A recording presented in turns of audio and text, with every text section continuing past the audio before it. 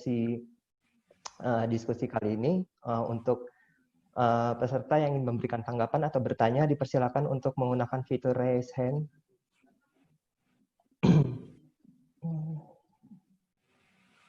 Ada ya? Oke.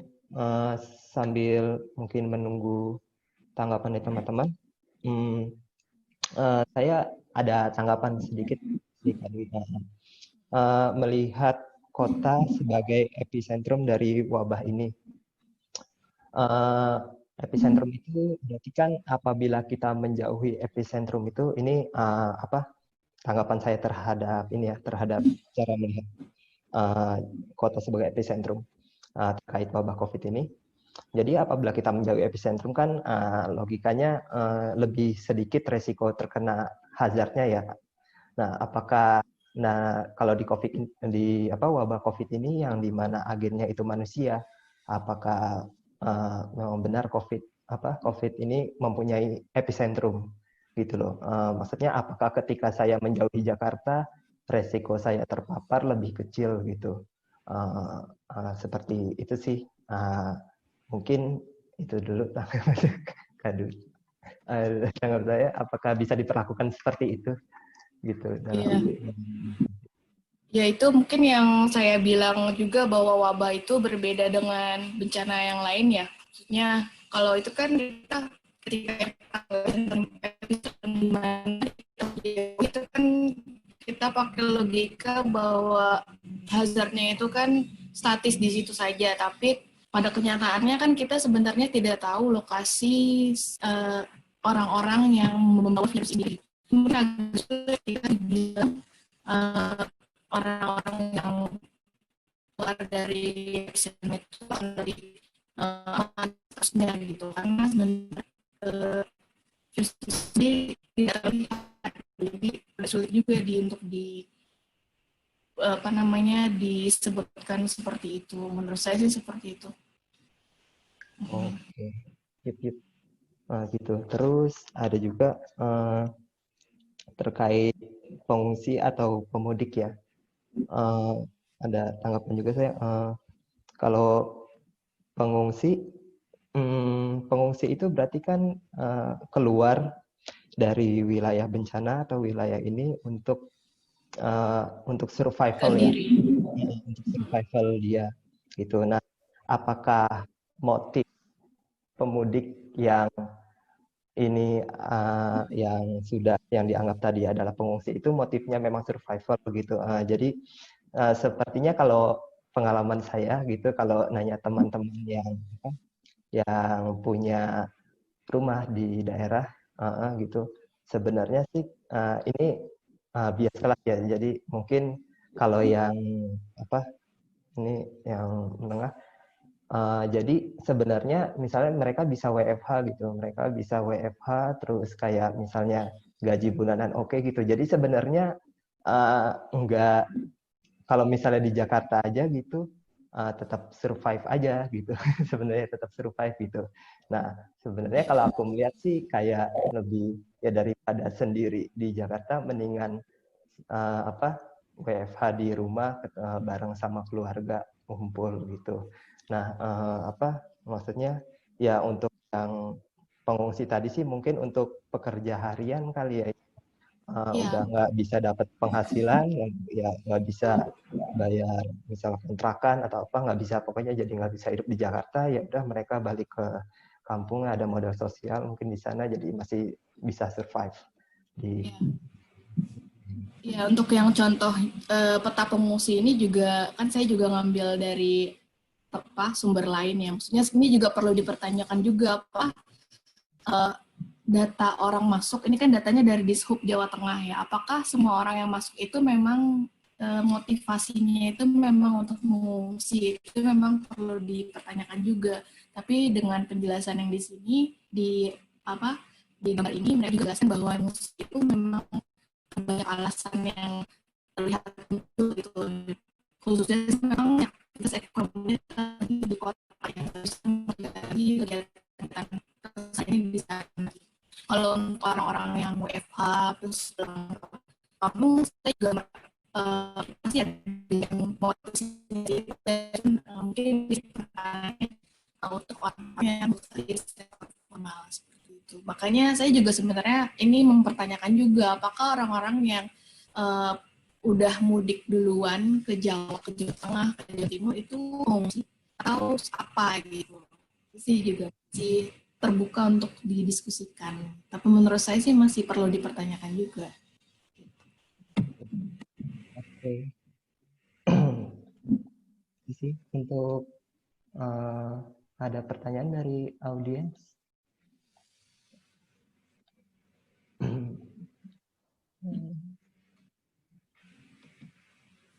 Oke, ini ada tanggapan ya dari saudari Ayu Surtiarti. Ucapan terima kasih karena presentasi sangat menarik. Di sini ada tanggapan, mungkin tidak konsep mengungsi diangkat untuk menjadi pertimbangan di tingkat nasional. Itu konsep mengungsi. Maksudnya mungkin atau tidak? Pertanyaannya gimana? Sorry. Ya, mungkin tidak konsep mengungsi diangkat untuk menjadi pertimbangan di tingkat nasional, atau Mbak Ayu Surtiarti bisa di-unmute aja untuk menyampaikan secara langsung. Itu agar pertanyaannya. Ya, terima kasih banyak kepada moderator dan pada Dwi, sangat menarik ya. Jadi tiba-tiba terpikir ya, mungkin tidak istilah pengungsi ini diangkat ke tingkat nasional sebagai bahan pertimbangan. Karena kan sebenarnya kalau kita lihat sekarang itu pemerintah masih tarik ulur ya untuk melakukan tindakan yang tepat terkait dengan COVID ini. Tidak lockdown juga, tapi semi pembatasan kegiatan dan sebagainya. Nah, sebenarnya kalau misalnya seperti di slide yang muncul sekarang ini, seandainya memang ini dianggap sebagai sebuah program, rasa-rasanya ini bisa meringankan beban kota juga ya. Maksudnya kita tahu bahwa sekarang fasilitas kesehatan itu sudah agak overload juga untuk menangani banyak pasien, tidak hanya COVID, karena saya juga dapat informasi ada teman saya terserang DB, akhirnya dokternya menyarankan harus dirawat di rumah gitu, karena kalau dia di rumah sakit tentu resiko tinggi juga gitu. Nah kemudian mungkin kalau memang ini kita ya tidak menyarankan sih, tapi kalau memang konsep pengungsi digunakan, tentunya tindakan atau panduan sebagai pengungsi ini nanti kan juga jelas bagaimana mereka mendapatkan bantuan, bagaimana seharusnya shelternya, dan beberapa hal yang ideal lagi. Karena seperti ada di berita itu kan ada yang pulang mudik, kemudian bikin tenda sendiri di tepi sungai. Nah itu kan juga sebenarnya juga tidak layak ya, dan itu juga berbahaya. Jadi jangan sampai risiko ini kita selesaikan dengan membuat risiko baru yang juga nanti cascading impact gitu. Jadi dampaknya itu justru lebih besar dari yang kita bayangkan, seperti itu sih. Menurut Dwi, kira-kira gimana Dwi? Makasih. Baik, terima kasih Mbak Ayu atas pertanyaan dan komentarnya, sangat menarik juga. Menurut saya ketika itu diangkat isu ini sebagai pemudik sama dengan pengungsi di skala nasional, menurut saya mungkin, tapi asalkan kita sudah punya basis data orang-orang yang memang COVID. Karena sekarang kita ini masih juga masih belum integrasi dengan baik. Ketika bertanya itu sudah terintegrasi dengan baik, dan kita wilayah mana yang menurut saya itu sangat bisa ya, apalagi secara formal negara kita juga sudah menyatakan bahwa COVID ini adalah bencana nasional gitu.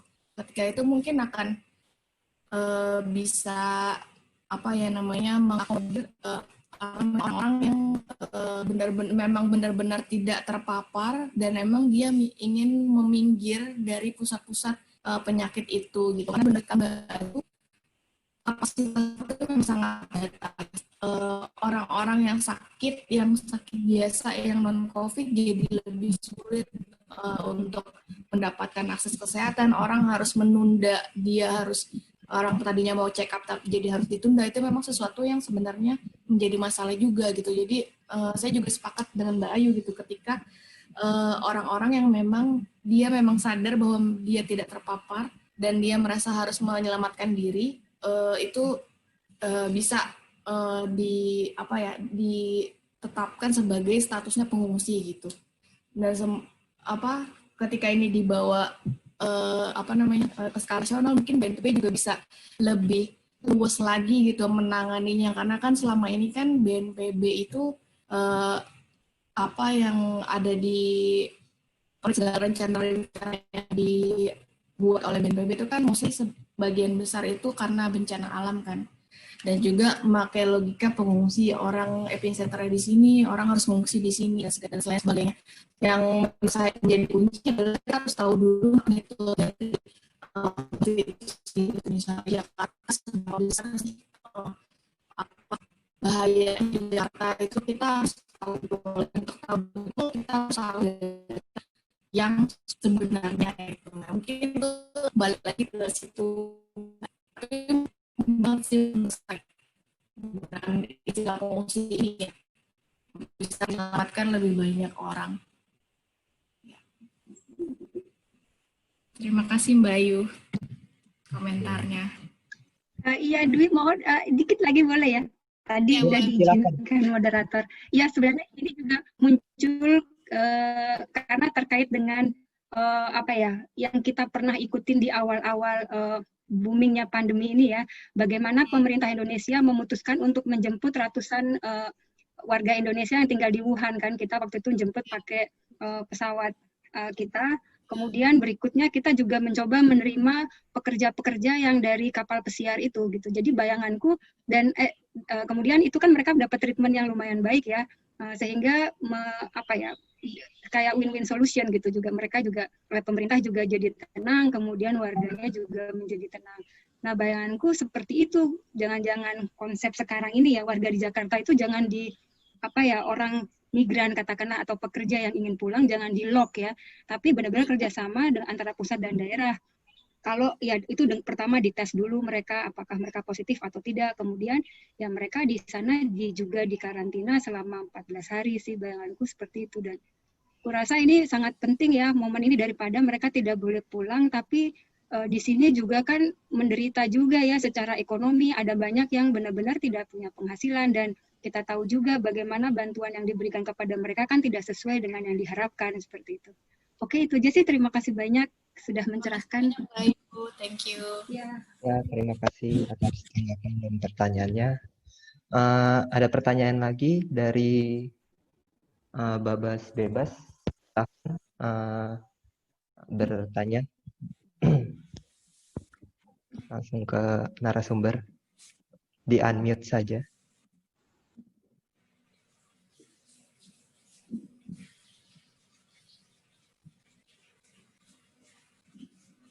Saudara Babas Bebas, bisa langsung bertanya.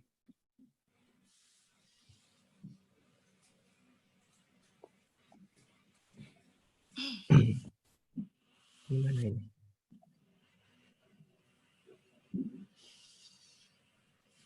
Oke, mungkin saya bacakan saja ya. Gimana caranya pemerintah membedakan orang yang pergi dengan niat mudik dan yang pulang kampung? Oh, ini terkait statement Pak. Oh iya, kemarin ya. Jadi mudik ternyata tidak sama dengan pulang kampung. Jadi karena kadang pulang kampung itu bukan dilihat sebagai fungsi saja, bisa juga dilihat sebagai kebiasaan ya, ataupun juga keinginan nenek di kampung gitu. Iya sih, ini terkait dikotomi istilah pulang kampung dan mudik ini, ada tanggapan nggak, Kak Dwi? Kalau saya sih sebenarnya saya mau menanggapi ya. Ini nggak apa-apa kan sekalian pakai slide aja atau mesti pakai video juga? Silakan. Langsung ditanggapi aja. Kalau menurut saya mungkin tapi logikanya Pak Jokowi ya Pak, beliau bilang mudik itu tidak sama dengan pulang kampung. Jadi istilahnya sebenarnya saya nggak menangkap beliau itu denial akan orang-orang yang berista mudik. Karena kalau saya sendiri, kalau dari setiap pembicaraan masyarakat kita tahu mudik itu memang pulang kampung, tapi pada hari-hari besar. Ketika coba, kalau saya sih ngebayanginnya, misalnya saya teman saya yang rumahnya di Jogja atau rumahnya di Gresik misalnya, saya akan menyatakan dia itu pulkam, bukan mudik, ketika memang momennya bukan Lebaran. Ketika memang Lebaran, itu saya bilangnya mudik gitu. Nah, itu sih logika yang saya punya ya, tapi itu semua terserah kepada teman-teman juga gitu. Jadi itu sesuatu yang menurut saya bukan bukan tidak berdasar gitu, tapi memang dasarnya yang acuan yang dipakai oleh presiden kita itu ya momen itu hanya itu kampung pasca gitu. Itu sih komentar dari saya. Ya mungkin saya juga melihat di sini ya gimana ya, pemerintah bisa bedain ya perjalanan mudik ya perjalanan pulang kampung itu berdasarkan motif ya. Maksudnya kalau untuk yang tadi saya paparkan motifnya itu tidak untuk survival ya, untuk bukan mengecilkan motif ingin bertemu keluarga atau apa gitu, tapi mungkin itu yang mudik dengan motif ingin bertemu keluarga atau apa itu mungkin bisa ditahan dulu, tapi mungkin caranya gimana mungkin belum ketemu ya oleh pemerintah begitu. Terus oke, belum ada pertanyaan lagi. Saya ingin menanyakan ini Kak, apabila ini berlangsung cukup lama gitu, gangguan COVID-19 ini cukup lama gitu. Nah ini kan kota tidak berfungsi secara semestinya ya sebagai penyedia lapangan kerja atau apa. Kira-kira apa yang akan terjadi misalnya ini berlangsung ya mungkin lama, apakah yang di desa tuh akan ada efeknya nggak bagi ke desa gitu, efeknya tuh apa kira-kira gitu sih, apakah malah karena pada mengungsi ke desa jadi desa yang berkembang, ataukah ya konsep itu sih mungkin pertanyaan saya. Saya juga masih belum bisa membayangkan ya, karena tidak bisa melihat masa depan gitu. Cuman kalau misalnya melihat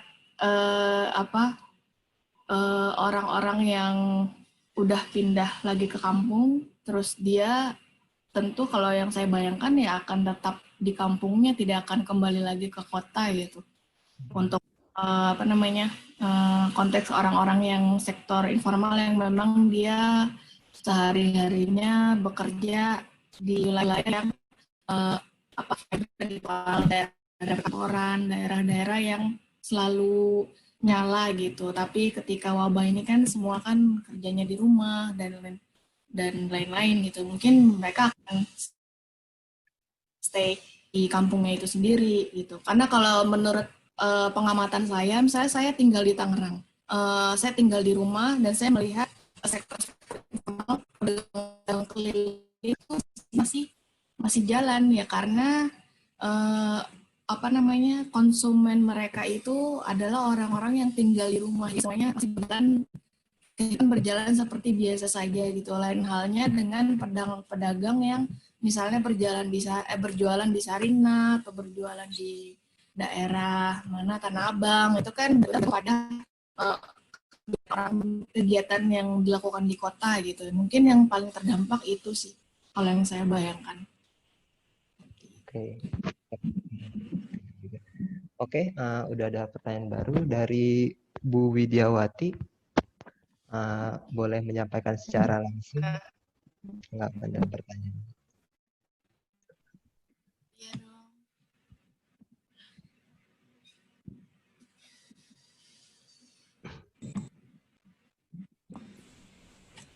Selamat sore semua. Maaf tadi saya terlambat bergabung sehingga nggak dengar presentasinya Dwi, tapi mengikuti diskusi di beberapa pertanyaan terakhir tentang pengungsi. Saya tidak tahu konsep pengungsi yang disampaikan oleh Dwi ataupun acuan yang digunakan oleh BNPB misalnya untuk kasus yang ini. Tapi dalam bayangan saya kalau seseorang itu dikategorikan sebagai pengungsi ketika mereka mudik, kemudian dikategorikan sebagai pengungsi, maka kewajiban pemerintahlah untuk memberi berbagai macam fasilitas. Karena pengungsi itu kan pulang, dipindahkan dari tempat dia semula berada dalam keadaan nggak punya apa-apa. Sebetulnya kan itu kira-kira ya. Nah kalau begitu, apakah Pemda siap dengan hal tersebut? Bisa nih Pemda, karena kalau saya lihat di berita, di televisi, banyak orang yang pulang ke kampungnya, kemudian harus dikarantina, jangan diisolasi ya, nanti dilakban soalnya. Dikarantina, dikarantina, terus tempat karantinanya tidak memadai, apalagi kalau dia sakit misalnya ya, taruhlah flu gitu ya, masuk ke situ cuma masuk angin, keluar dari situ bisa flu berat tuh, karena kondisinya tidak siap, tidak layak untuk ditempati. Nah bayangkan kalau kemudian orang dalam tanda kutip di-encourage, kamu pulang kampung boleh sebagai pengungsi. Tentu akan banyak yang pulang kampung, dan bagaimana Pemda menyikapinya? Bagaimana Pemda akan memberikan fasilitas mereka sebagai pengungsi? Itu yang saya nggak bisa bayangkan. Karena pengungsi itu sebuah jargon yang sudah punya tata cara penyelesaiannya. Kalau saya lebih concern ke penggunaan istilah pengungsi ketika orang nekat mudik gitu ya. Ya betul tadi ada istilah mau pulang kampung, mau mudik gitu ya. Kalau mudik itu ada event sehingga namanya mudik, tapi kalau pulang kampung, tapi kalau kembali ke kampung tidak ada event namanya pulang kampung, ya agak aneh juga sih ya. Tapi ya biarlah. Tapi maksud saya ketika dia jadi pengungsi, si pemudik ini jadi pengungsi, maka treatmentnya menjadi berbeda dan itu masalahnya menjadi lebih panjang dan jadi beban lebih banyak orang. Padahal sesungguhnya siapa tahu orang-orang itu sebenarnya punya daya. Tapi karena statusnya, daya itu kemudian diminimalkan sehingga tangan dia jadi di bawah. Padahal sesungguhnya dia bisa meletakkan tangannya di atas. Gitu tanggapan saya. Makasih Dwi. Oh, makasih Bu Wit atas tanggapannya.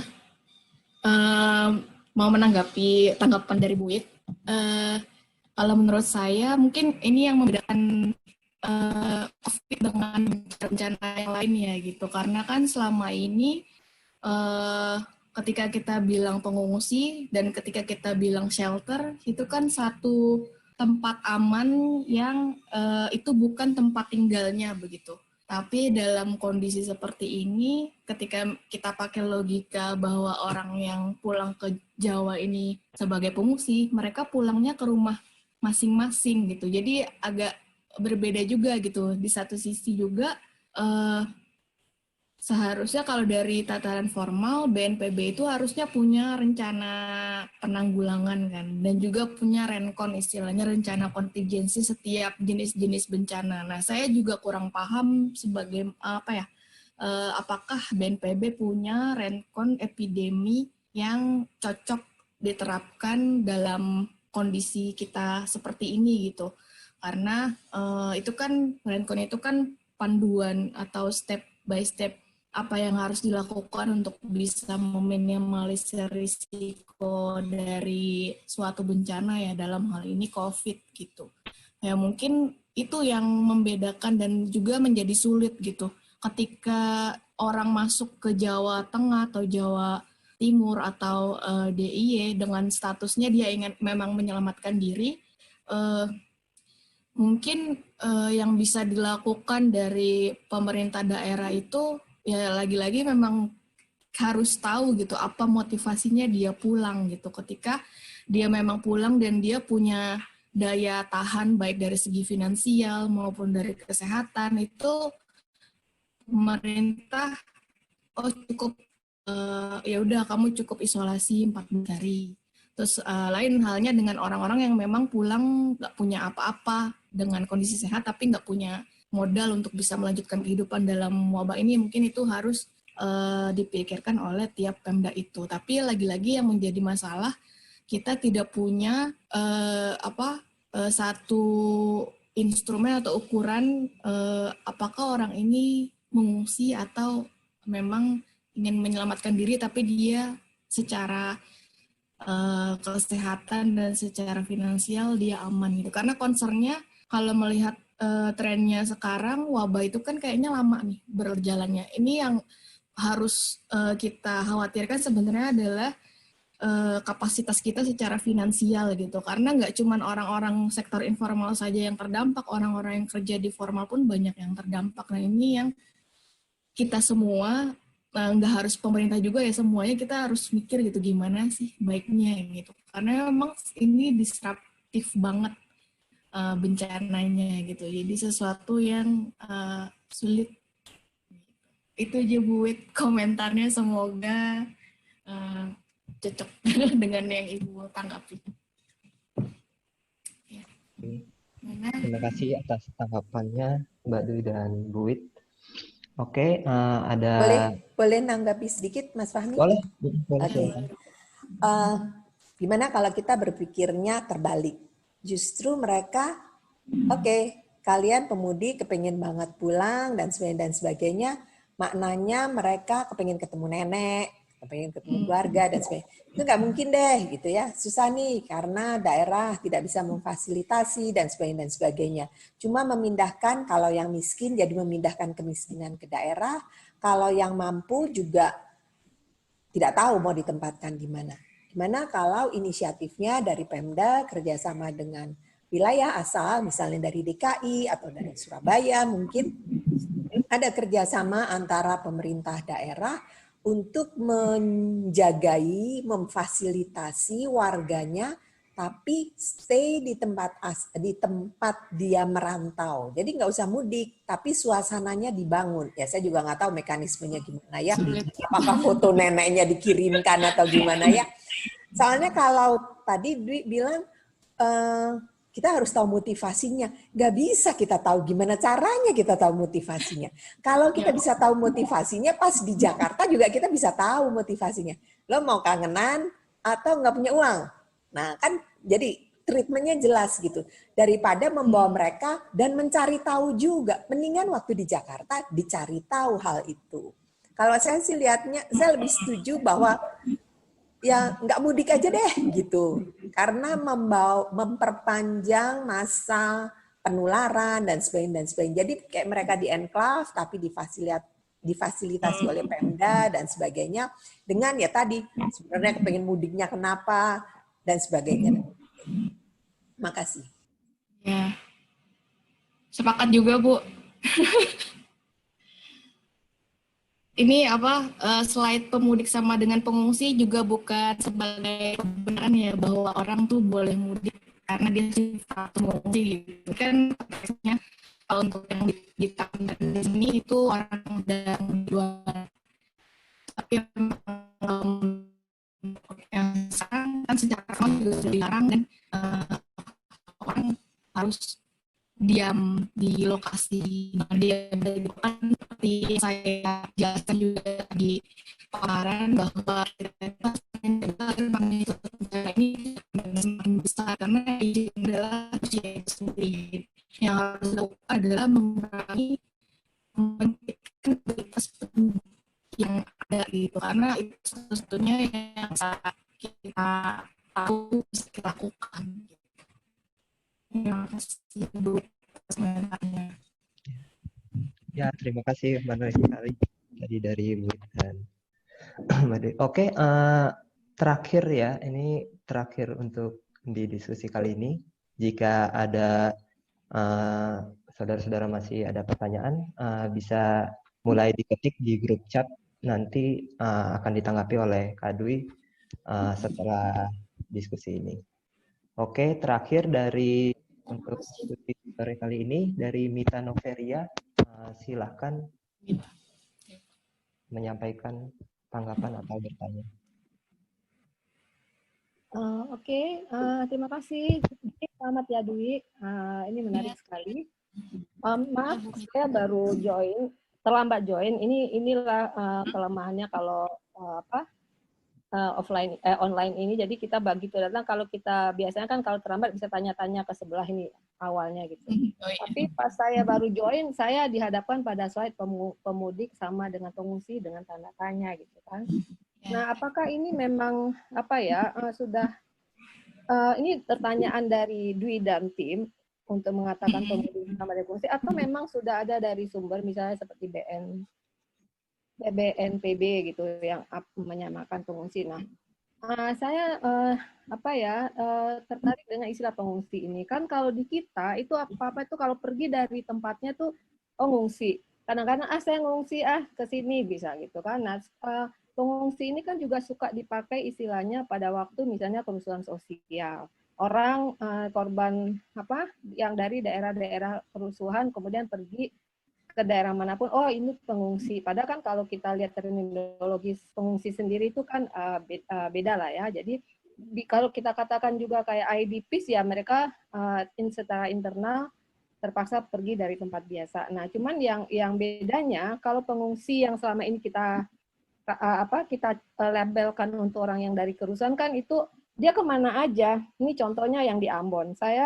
Pengungsi itu mungkin orang Bugis, orang mana-mana, tapi kan yang penting dia pergi ke daerah mana, mungkin dia pergi ke Bitung atau ke Manado gitu. Nah, tapi kalau yang di sini pengungsi itu orang yang pulang ke daerahnya sendiri. Jadi kan nggak ada orang yang mudik pergi ke daerah yang bukan daerahnya gitu kan. Pengungsinya itu pengungsi yang karena dia pulang kampung, terus kemudian dia pengungsi. Kemudian sama kelompoknya dengan orang yang dari Ambon, misalnya dulu tahun 2000-an itu orang Bitung, orang Makassar pergi mengungsi ke Bitung gitu loh. Nah itu yang barangkali kalau memang itu sudah semacam istilah yang formal dalam istilah yang resmi dikatakan untuk pemudik yang ini jadi pemudik yang terpaksa pulang. Kalau saya ingat beberapa lalu kan mudik terpaksa gitu ya. Nah terus kemudian bagaimana kita melihat kalau istilah pengungsi untuk dua kelompok itu. Nah, karena ini kaitannya dengan dua pertanyaan sebelumnya. Kalau memang itu resmi disebut pengungsi, berarti kan ada konsekuensinya. Seperti kayak ada masa tanggap darurat untuk bantuan untuk mereka yang beberapa lah masa tanggap darurat, masa sampai mereka kembali lagi ke hidupnya normal gitu. Itu kalau yang pengungsinya itu. Nah, itu yang saya barangkali ini menarik untuk didiskusikan gitu. Apakah memang orang yang mudik pulang kampung karena terpaksa, entah namanya pulang kampung, entah mudik itu pengungsi meskipun dia pulang ke daerah kampungnya sendiri. Dan terus kemudian juga yang menarik juga ya, saya baca surat kabar hari ini, sebetulnya kan sekarang karena 24 udah nggak boleh lagi pulang kampung kan. Jadi kan orang memaksimalkan hari kemarin dan hari ini untuk pulang. Terus ada wawancara wartawan sih. Jadi itu tidak sepenuhnya juga pulang itu karena memang nggak punya resource lagi di sini loh. Karena memang ada beberapa yang saya memang harus pulang karena mau lebaran, mau kalau nanti nggak boleh pulang, mau ketemu keluarga, nenek saya masih ada dan segala. Jadi apapun saya lakoni gitu. Jadi kalaupun saya di karantina 14 hari ya saya di karantina, tapi bukan karena dia tidak ada resources lagi di daerah sini gitu. Itu mungkin juga bisa jadi diskusi juga. Oke, gitu aja. Terima kasih.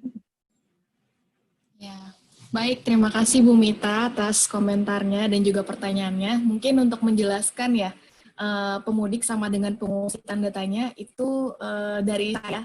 Karena sebenarnya yang menggagas istilah pengungsi COVID ini adalah dari Koalisi Bantu Rakyat Jawa Tengah. Nah, mereka itu kumpulan sebenarnya aktivis yang bisa bilang gitu. Jadi mereka mengadvokasi orang-orang yang istilahnya mudik secara terpaksa itu mereka kembali. Mereka katakan bahwa orang yang datang ke kampung di sini jadi dari itu membuka diskusi bahwa apa ya orang yang dulu ini itu gitu. Dari yang dengan Bu dan juga dari Mbak Ayu tadi itu dengan kita skenario bahwa mereka ini adalah benar-benar pengungsi itu dengan sepakat dengan kita bahwa pengungsi itu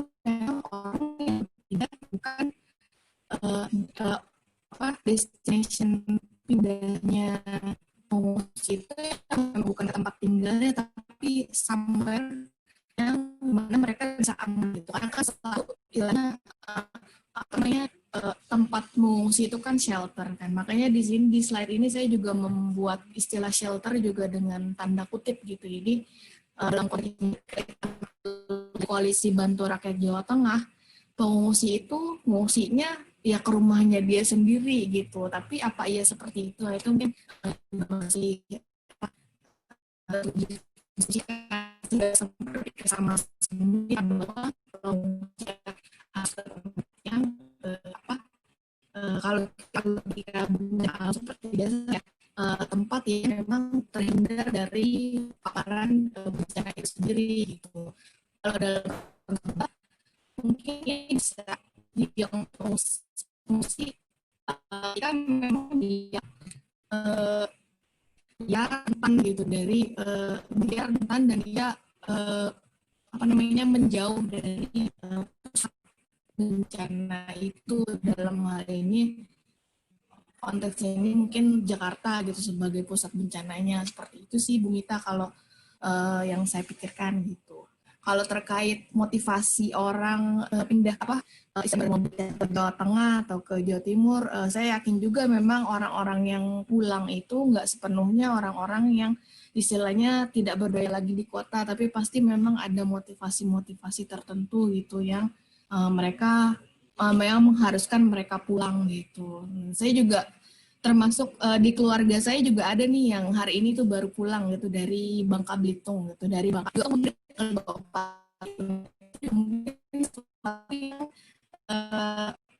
juga nggak bisa ini ya, karena orang mikirnya ya udah sebelum 24 biar nggak kena sanksi atau apa gitu. Misalnya di Bandung orang yang masuk ke daerah Bandung Raya, tapi dengan syarat dia nanti diberikan sanksi-sanksi, misalnya dia diberikan surat tidak berkelakuan baik atau apa yang itu akan berdampak pada diri orang pemudik itu gitu secara formal untuk mengurus administrasi dan lain sebagainya. Nah itu yang saya juga belum melihat jauh sih apa namanya konsekuensi-konsekuensi yang diberikan atas kebijakan-kebijakan itu pada orang-orang yang akan bergerak gitu istilahnya. Kan ini sebenarnya untuk meredam virusnya itu sendiri kan. Cuman memang pada pelaksanaannya memang sangat sulit gitu. Kayak saya juga bingung juga, tapi ya gitu lah Bu. Itu sih paling respons dari saya, Bu Mita. Terima kasih banyak sudah ikutan diskusi. Gitu. Terima kasih Dwi. Oke. Terima kasih Bu Mita. Kak Dwi, mohon maaf, kayaknya sinyalnya kurang baik. Putus. Tadi saya banyak dapat laporan kalau suara Kak Dwi putus-putus sih. Nanti ya udah itu dulu. Ternyata mohon maaf ya saya salah, batas limit time kita ternyata sampai 5:30 ya. Jadi ada beberapa lagi dari Mbak Ayu Surtiarti bisa boleh menyampaikan tanggapannya secara langsung kepada Mbak Dwi. Silakan. Maaf, sebenarnya tadi pas mau nyambungin Dwi aja sih. Ya jadi malahan sangat menarik ya Dwi ya. Jadi malahan jadi banyak muncul ide dan pemikiran sebenarnya dari presentasi Dwi. Jadi maaf kalau saya agak ini lagi ya. Karena ini sangat menarik. Jadi memang kan sebenarnya di dalam Undang-Undang Kebencanaan yang nomor 24 tahun 2007 itu disebutkan sebenarnya pandemi dan wabah penyakit itu sebagai bencana. Tapi sepertinya memang kita tidak benar-benar memiliki rencon itu, sehingga sekarang baru berkejaran untuk menyusun protokol-protokol kan, protokol untuk berbagai macam hal terkait sama pandemi. Nah, jadi ingat cerita di Jerman itu kan sebenarnya mereka kenapa sekarang bisa agak bagus karena mereka sudah punya renconnya ini 3 tahun yang lalu gitu. Karena kan sebenarnya COVID ini bukan hal yang baru, udah ada tahun 2003, 2004 itu sudah ada SARS kan. Jadi banyak seperti Korea juga kan banyak negara sudah menggunakan. Nah, ini mungkin juga kayak refleksi juga ya. Kayak kemarin saya sempat nulis hari ini ya yang itu karena oleh UNDRR juga disebutkan bahwa bencana COVID ini menunjukkan bencana selama ini tuh hanya benar-benar bersifat kompleks dan sistemik. Tapi selama ini istilah kompleks dan sistemik itu hanya dianggap sebagai cantolan aja. Nah, sekarang baru dihentakkan gitu. Bagaimana kita selama ini melihat bencana itu nyebutnya aja kompleks, tapi kita tidak pernah melihatnya benar-benar kompleks. Jadi bencana ini, yang COVID ini, seperti mengingatkan kita lagi bagaimana sih seharusnya men-treat bencana. Jangan sampai yang satunya ditonjolkan, tapi yang lainnya tidak. Buktinya tadi sempat saya chat itu, ada kan disebutkan beberapa jenis bencana, tapi yang sebenarnya yang diselesaikan lebih banyak kan untuk early warning system, untuk tsunami, gempa bumi, tanah longsor, banjir gitu. Nah, kita agak lalai dengan pandemi ini. Itu aja sih sebenarnya saya. Jadi memang bagus sekali kalau ini kita angkat ya. Jadi karena kan nggak mungkin juga sekarang kita baru mencoba mencari terminologi apa itu pengungsi untuk konteks ini, kemudian bagaimana kontingensinya tidak mungkin sekarang dibuat dengan buru-buru. Jadi hanya sebatas protokol-protokol yang sekarang sudah disusun oleh gugus tugas kita gitu. Cukup baik sih sebenarnya. Jadi ini hanya sebagai refleksi ya. Betul-betul yang tertulis di dalam undang-undang atau di dalam peraturan-peraturan pemerintah yang mengikuti undang-undang itu sebenarnya memang harus benar-benar dikerjakan menurut saya. Itu aja sih. Makasih banyak. Maaf jadi kebanyakan. Saking semangatnya. Ya. Terima kasih. Ayo komentarnya. Mbak Dwi mau menanggapi? Menanggapi sedikit sih, benar kata Mbak Ayu gitu, bahwa sebenarnya wabah itu bukan yang pertama kali. Untuk COVID sih memang pertama kali ya, tapi fenomena wabah itu kan udah beberapa kali terjadi di dunia gitu, bukan di Indonesia juga ya. Misalnya China udah mengalami SARS tahun 2003 dan lain sebagainya. Nah, sebelum COVID ke Indonesia itu pernah ikut diskusi bareng teman-teman di LIPI juga itu, tapi dia dari perspektif diplomasi, oke, dari global studies ya. Nah, saya juga pernah menanyakan kepada mereka gitu, pernah nggak sih membuat orang-orang yang belajar tentang hubungan internasional, bagaimana lesson learn yang harus diambil gitu dari setiap wabah, karena kan COVID ini bukan wabah yang pertama yang kita alami gitu ya dalam beberapa dalam 2 dekade terakhir lah gitu. Seharusnya sih kita punya satu catatan yang mungkin juga ini jadi evaluasi juga, bahwa wabah itu memang skalanya nggak cuman harus diurusin satu negara aja, tapi juga harus berkoordinasi dengan negara-negara lain gitu. Karena misalnya kita pakai contoh COVID yang sekarang misalnya di Wuhan itu beberapa waktu lalu saya pernah baca artikel tentang wawancara orang dengan mantan Menteri Kesehatan, itu Siti Fadila Supari. Beliau bilang orang yang menangani wabah itu seharusnya yang mengerti bagaimana mekanisme kerja wabah dan juga mengerti kondisi antar negara itu sendiri gitu. Jadi sesuatu yang sebenarnya bisa diredam gitu di epicentrum pertama itu di Wuhan itu. Makanya tidak menjadi seperti ini. Nah, itu mungkin juga satu PR juga bagi teman-teman yang mungkin dari hubungan internasional atau dari apa, bagaimana caranya bisa mengkoordinasi negara-negara gitu, belajar dari pengalaman yang udah ada. Kalau yang sekarang kan memang udah udah kadung seluruhnya gitu. Mungkin ini yang harus dipikirkan, apalagi kita sebagai scholar gitu ya, khususnya harus dicatat dan harus bisa menjadikan catatan-catatan yang kita buat ini sebagai basis untuk memandu kita untuk menjadi lebih baik di kehidupan yang berikutnya gitu. Jadi tidak salah langkah lagi lah istilahnya kayak gitu. Terima kasih Mbak Ayu atas masukannya dan komentarnya.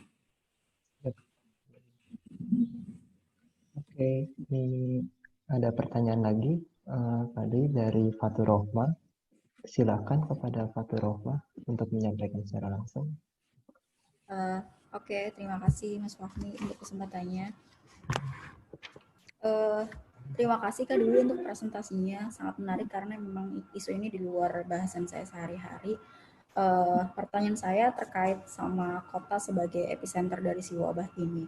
Nah, terkait sama larangan, kalau misalkan kita lihat sekarang kan Jakarta ya yang masih yang dijadikan sebagai epicenter. Nah, terkait dengan larangan Jokowi untuk mudik, kan orang-orang ini agak nyambung sama tadi dari penanya sebelumnya, agak nyambung bahwa 2 hari ini terjadi penumpukan massa di stasiun ataupun di bandara untuk mudik segera, untuk pulang kampung segera. Nah, ini apakah tidak menimbulkan epicenter baru di kota-kota lain selain di Jakarta?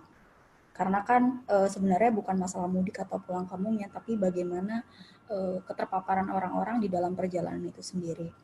Itu yang pertama. Yang kedua adalah kalau menurut Kak Dewi sendiri sebenarnya seberapa efektif larangan mudik yang dilakukan oleh Jokowi dalam menurunkan minat si orang-orang yang tadinya mau mudik ini. Kalau misalnya tadi dari risetnya Kak Dewi dan tim itu kan 43% yang masih ada keinginan yang mudik gitu. Tapi dengan adanya larangan ini kira-kira bisa seberapa efektif? Karena jujur saya sebagai perantau juga tadinya berpikir untuk tidak mudik untuk mengikuti anjuran pemerintah gitu. Tapi kalau misalkan bandara masih dibuka, terus juga stasiun ataupun mungkin pelabuhan masih dibuka, akses untuk menuju ke kampung halaman masih dibuka, ya saya jadi berpikir mungkin untuk mudik gitu daripada lebaran di perantau sendiri seperti itu. Terima kasih Kak Dewi. Terima kasih Fat pertanyaannya. Untuk yang pertama ya, yang kota sebagai epicenter. Halo, kedengeran kan ya? Ya, sebenarnya saya juga sepakat ya, maksudnya yang concern yang dilihat itu kan memang untuk membatasi mobilitasnya itu sendiri gitu. Cuman sayangnya misalnya pemerintah juga mungkin bingung apa langsung besok bepergian dan lain sebagainya gitu, karena pemerintah pasti punya acuan tertentu yang membuat kebijakan mudik dan sebagainya gitu. Sebenarnya yang berbahaya itu bukan si mudiknya itu, tapi pertemuan orang-orang di setiap hub transportasi sendiri gitu. Itu semua menurut saya tidak sepenuhnya salah pemerintah juga untuk membatasi sekian tanggal sekian itu dilarang. Semua dari pada kesadaran masing-masing individu gitu. Ketika itu memang sudah dilarang dan memang ketika memang genting untuk berpindah dari tempat rantau ke rumah, itu semua kembali ke menurut saya sih kesadaran orang itu sendiri ya, awareness-nya dia tuh untuk dirinya dan juga kepedulian dia untuk orang lain itu seperti apa. Karena ketika semua orang berpikiran seperti Ifat misalnya, oh yang penting bandara udah masih bisa naik kawannya apa, itu semua orang punya pikiran seperti itu ya. Dalam opini saya itu semua bisa ditunda, ya. Maksudnya keinginan itu bisa ditunda untuk meredam magnitude itu tadi. Lagi-lagi ya gimana meredam magnitudenya, ya mengurangi mobilitas itu gitu sih. Jadi sebenarnya kita sadar diri sendiri juga. Di samping itu udah ada himbauan atau kebijakan dari pemerintah itu sebagai satu acuan yang harus dipatuhi juga gitu. Jadi sebenarnya menurut saya kita tidak melulu melihat COVID ini tanggung jawabnya pemerintah doang, tapi semua orang bertanggung jawab gitu. Jadi balik lagi ke seberapa penting kamu melakukan mobilitas itu dan bagaimana risikonya gitu, bisa dihitung sendiri kan tingkat risiko, gimana kalau saya pulang, gimana kalau saya pulang, saya kangen tapi saya aman kayak gitu. Menurut saya sih itu wabah ini emang sesuatu banget ya. Kita juga tidak boleh berpikir bahwa ini tuh semua tanggung jawabnya pemerintah atau Pemda, tapi kitanya juga yang harus punya kesadaran. Kayak gitu sih Fat, respon pendapat saya. Ya, silakan Fat, apakah ingin menanggapi?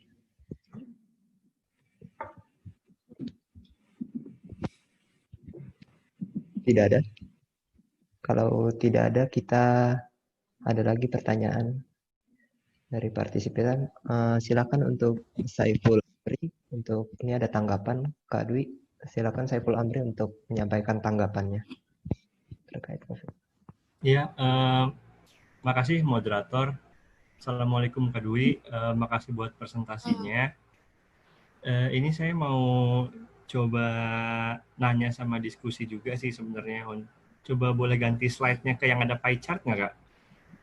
Oke, sebentar. Ini? Ya ini ya? Ya, yang itu. Yang pie chart yang ada grafik sangat tidak khawatir untuk mengungsi itu. Ya, benar. Nah, Ini. pertanyaan pertama sih mau nanya, untuk pie chart yang bagian atas itu kan ada 15% yang merespon alasan tidak khawatir karena lainnya. Nah, lainnya ini apa sih? Karena dia bahkan nilainya lebih tinggi ketimbang yang kewajiban berkumpul. Maksudnya saya pengen tahu lainnya apa. Pertama itu. Kemudian yang kedua, lebih menanggapi untuk usulan tadi yang sempat didiskusikan bahwa perlu ada pemerintah tahu motivasi untuk apa sebenarnya orang itu mudik. Nah, untuk motivasi kan yang saya tahu itu sangat sulit untuk mengukurnya dan untuk mencari tahunya. Kalau dilihat dari grafik ini, dari yang tidak khawatir sebanyak 10% itu, 59% diantaranya merasa tidak khawatir karena sehat, merasa sehat. Nah, menurut saya, alih-alih melihat motivasi mudiknya, apakah dia orang kaya atau dia miskin, apakah dia untuk mudik atau pulang kampung, tapi rasanya akan lebih efektif kalau membuktikan bahwa secara objektif, sebenarnya orang ini sehat atau tidak sehat. Itu yang menjadi syarat untuk izin dia bisa keluar kota istilahnya. Mungkin itu sih, ketimbang kita harus melihat kemampuan ekonomi ataupun kemampuan ataupun motivasinya. Itu sekian. Ya, terima kasih Amri atas pertanyaannya. Kalau untuk yang alasan tidak khawatir menularkan lainnya, itu ada datanya, tapi nanti mungkin saya bisa kasih ke Amri ya. Maksudnya sekarang mungkin tidak bisa ditampilkan karena ada di draft laporan yang survei bersama LIPI, nanti akan saya berikan. Terus yang kedua, merespon yang merasa sehat, itu sepakat juga dengan Amri gitu ya, karena ini kan kalau di sini konteksnya kita mengukur persepsi gitu. Orang merasa sehat ya aman-aman aja, tapi kan pada praktiknya kita nggak tahu dia sehat atau enggak, namanya juga itu persepsi ya, dia merasa sehat gitu.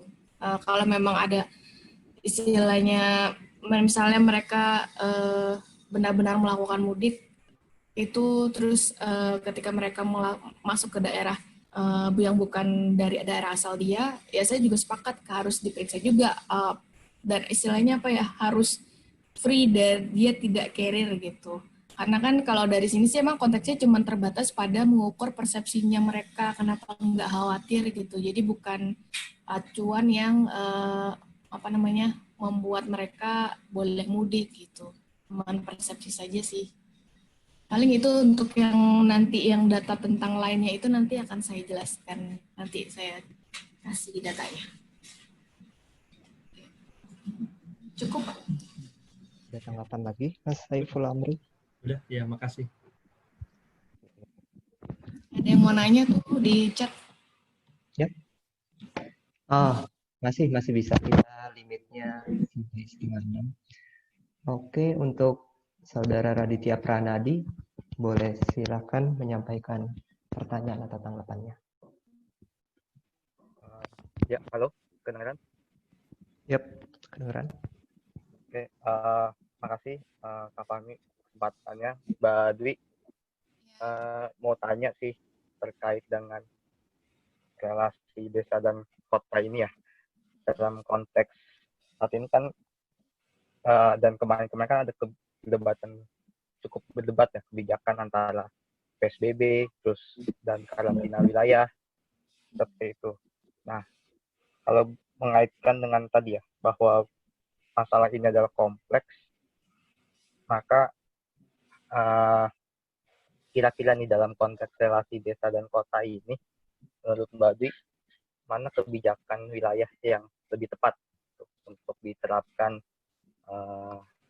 khususnya di Pulau Jawa dulu deh, seperti itu. Apakah PSBB atau karantina atau lockdown, gitu. Karena kan kalau misalnya konteks relasi desa dan kota kan harusnya kita juga bicara, kalau yang saya bayangkan tuh ada konteks harus logistik, kemudian harus perpindahan modal gitu. Yang tadinya orang dulu kalau mudik kan di kotanya dia bawa pulang uang ke desa gitu. Jadi ada perpindahan gitu modal. Sementara sekarang kan mungkin tidak gitu. Nah, dalam konteks itu ada nggak Mbak kira-kira pendapatnya gimana Mbak, dan kira-kira apakah ada penelitiannya gitu? Terima kasih.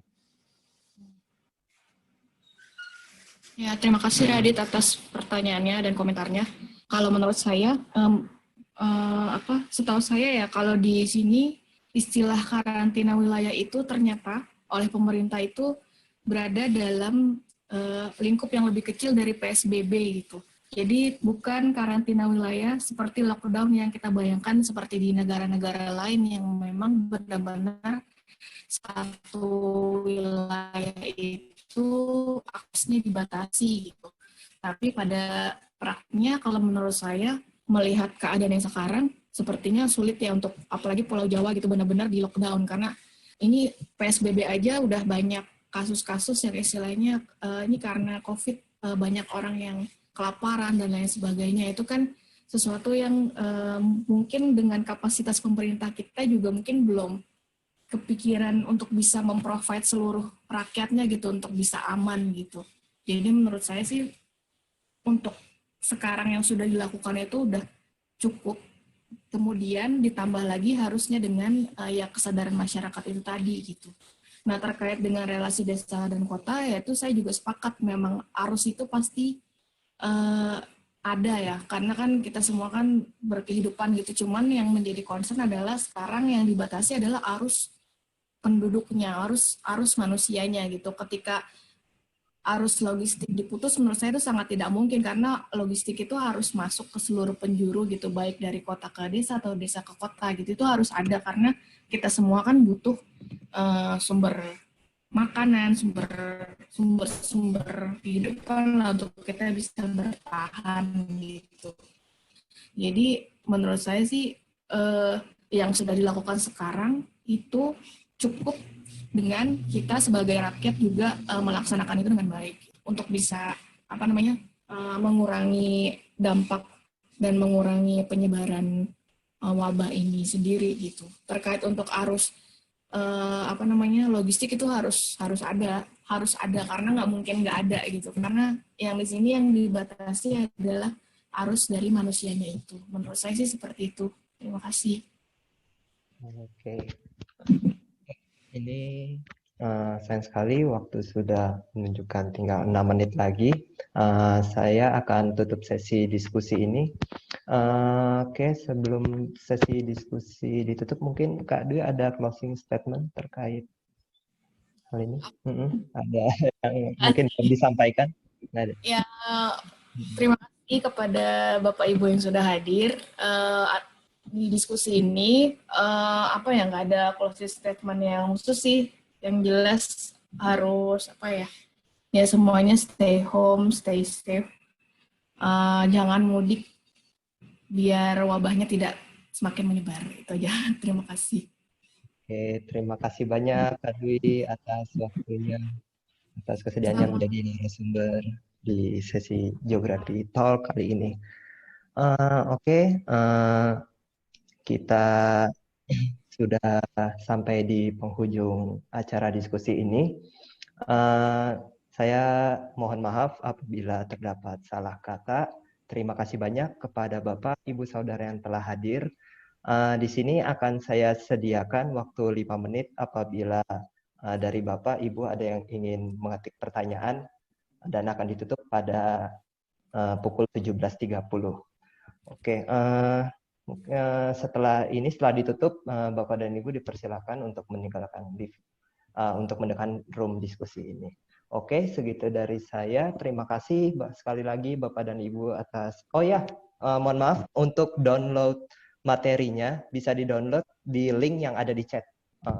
Ada apabila Bapak, Ibu, dan Saudara yang mau download materi dalam diskusi kali ini, ada cari aja di chat, ada linknya. Ada link di chat di awal-awal juga ada yang paparan fenomena mudik. Oke, sekian dari saya. Terima kasih atas kehadirannya. Assalamualaikum warahmatullahi wabarakatuh.